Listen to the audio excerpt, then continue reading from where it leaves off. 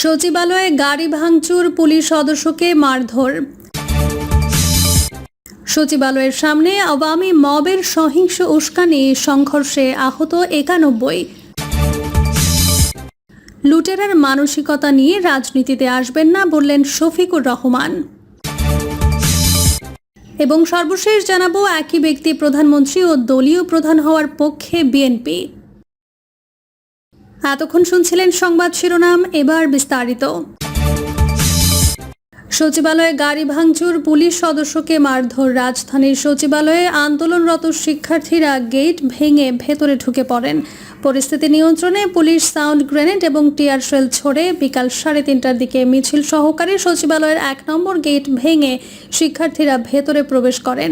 এরপর গৃহায়ন এবং গণপূর্ত মন্ত্রণালয়ের ভবন 5-এর সামনে এক পুলিশ সদস্যকে ঘিরে মারধর করেন কয়েকজন আন্দোলনকারী। ঘটনাটি মোবাইলে ধারণ করা একটি ভিডিও সামাজিক মাধ্যমে ভাইরাল হয়েছে।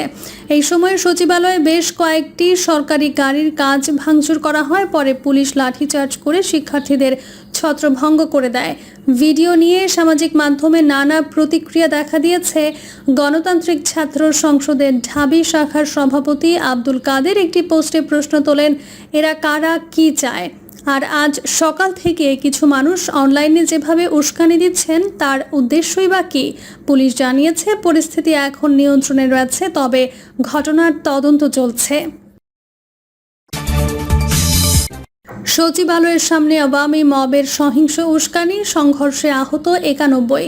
এইচএসসি পরীক্ষার সময়সূচি হঠাৎ রাত 3টায় পরিবর্তনের ঘটনায় রাজধানীর সচিবালয়ের সামনে জড়ো হয় শতাধিক শিক্ষার্থী।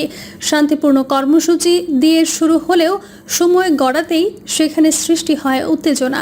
বিকেল গড়াতেই পরিস্থিতি নিয়ন্ত্রণের বাইরে চলে যায়। হঠাৎ করে শিক্ষার্থীদের ভেতরে ঢুকে পড়ে আওয়ামী মব সন্ত্রাসীরা, যাদের আচরণ ও কার্যক্রম নিয়ে প্রশ্ন তুলেছে প্রত্যক্ষদর্শীরা। অভিযোগ উঠেছে তারা ছিল আওয়ামী মব এর একটি দলীয় পরিচয়ে চালিত উস্কানিমূলক গোষ্ঠী। প্রত্যক্ষদর্শীদের ভাষ্যমতে শিক্ষার্থীরা মূলত স্লোগান দিয়ে সচিবালয়ের সামনে অবস্থান করছিল। তারা চেয়েছিল শিক্ষা মন্ত্রণালয়ের কাছে তাদের ক্ষোভ তুলে ধরতে, কিন্তু বিক্ষোভের ভেতরে ঢুকে পড়ে একদল যুবক।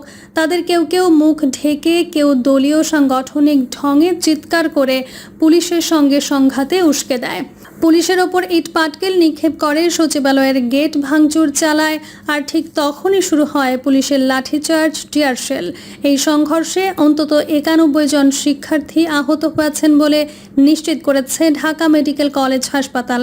ঢামেক পুলিশ ক্যাম্পের ইনচার্জ পরিদর্শক মোহাম্মদ ফারুক জানান, বিকেল থেকে সন্ধ্যা পর্যন্ত সচিবালয়ের সামনের সংঘর্ষে আহত হয়ে আনুমানিক 90 জন শিক্ষার্থী এবং একজন সাংবাদিক হাসপাতালে এসেছে। তাদের মধ্যে 2 জনের অবস্থা গুরুতর।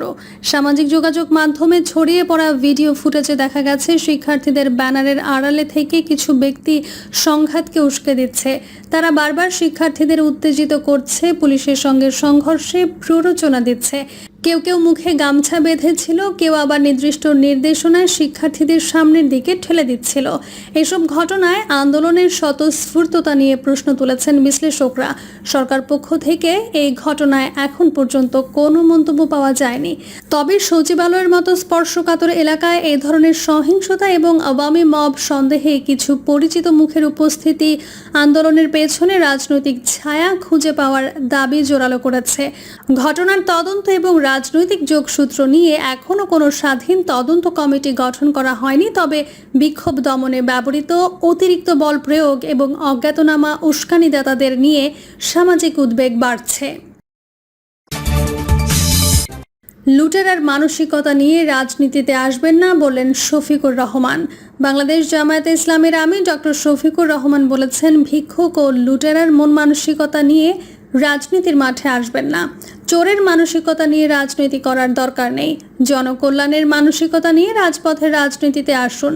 তিনি বলেন, মানুষকে ভালোবাসার, সম্মান করার, মানুষের সম্পদ, ইজ্জত ও জীবনের পাহারাদারি করার জন্যই যদি রাজনীতি করতে চান, তাহলে রাজনীতির ময়দানে আসবেন।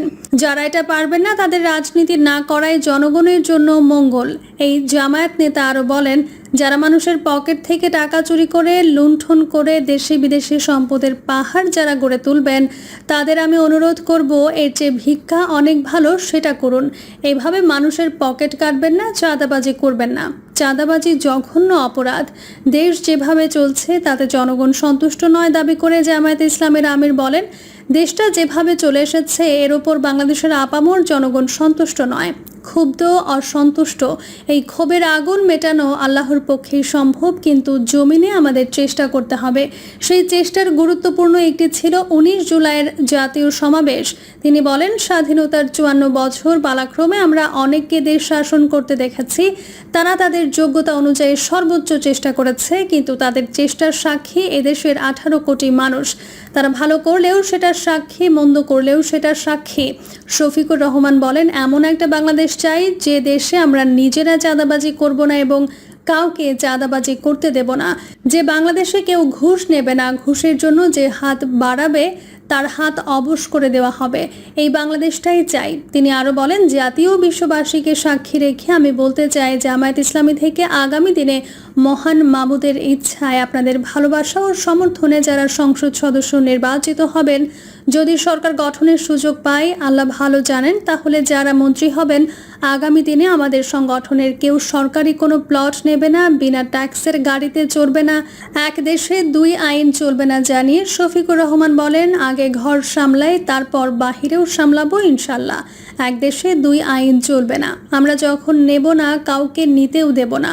গর্জন করব সংসদের ভেতরে, রাজপথে গর্জন করব আপনাদের সঙ্গে নিয়ে। এর আগে পাবনা থেকে হেলিকপ্টার যোগে মমিনপুর উচ্চ বিদ্যালয় মাঠে নামেন জামায়াতে ইসলামের আমির। সেখানে ঢাকায় জাতীয় সমাবেশে মৃত্যুবরণ করা রংপুরের জামায়াত নেতা শাহ আলমের কবর জিয়ারত করেন। একই ব্যক্তি প্রধানমন্ত্রী ও দলীয় প্রধান হওয়ার পক্ষে বিএনপি। প্রধানমন্ত্রী এবং সংসদ নেতা এক ব্যক্তি হতে পারবেন, এই বিষয়ে সব দল মোটামুটি একমত বলে উল্লেখ করেছেন বিএনপির স্থায়ী কমিটির সদস্য সালাউদ্দিন আহমেদ। তিনি বলেন, কিন্তু এক ব্যক্তি প্রধানমন্ত্রী ও দলীয় প্রধান হওয়া নিয়ে কারো কারো দ্বিমত আছে। তবে বিএনপির মতামত হচ্ছে 70 অনুচ্ছেদে ভিন্ন মত রাখা। এটার সংসদে যে দল সংখ্যাগরিষ্ঠতা পাবে তারা ঠিক করবে। এখানে আমাদের অবস্থান, প্রধানমন্ত্রী হওয়ার কারণে কাউকে দলীয় প্রধান হতে না দেওয়া মানে তার গণতান্ত্রিক অধিকার খর্ব করা। সালাউদ্দিন বলেন, যুক্তরাষ্ট্র সহ পৃথিবীর বিভিন্ন দেশে যেখানে গণতন্ত্র আছে সেখানে দলীয় প্রধানমন্ত্রী হতে কোনো বাধা নেই। এটা ঠিক করবে যারা সংসদীয় পার্টি বা জোট সংখ্যাগরিষ্ঠতা পায় তারা। আরেকটা পার্টির সংসদ সদস্যদের মধ্যে 7 থেকে 8 জন বা আরও বেশি প্রধানমন্ত্রী হওয়ার যোগ্য থাকে। এখন কেউ প্রধানমন্ত্রী হওয়ার কয়েকদিন বা কয়েক মাস পর নাও থাকতে পারে।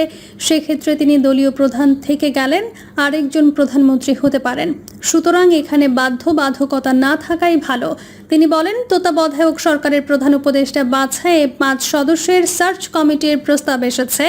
সেখানে সরকারি দলের প্রধানমন্ত্রী এবং স্পিকার আর বিরোধী দল থেকে বিরোধী দলীয় নেতা, ডেপুটি স্পিকার আর সংসদের তৃতীয় বৃহত্তর দলের একজন থাকবে, তারা বাছাই করবেন। প্রিয় দর্শক, এই ছিল এখনকার সর্বশেষ সংবাদ। আপডেট সব সংবাদ পেতে চ্যানেলটি সাবস্ক্রাইব করে বেল আইকনটি ক্লিক করে রাখুন।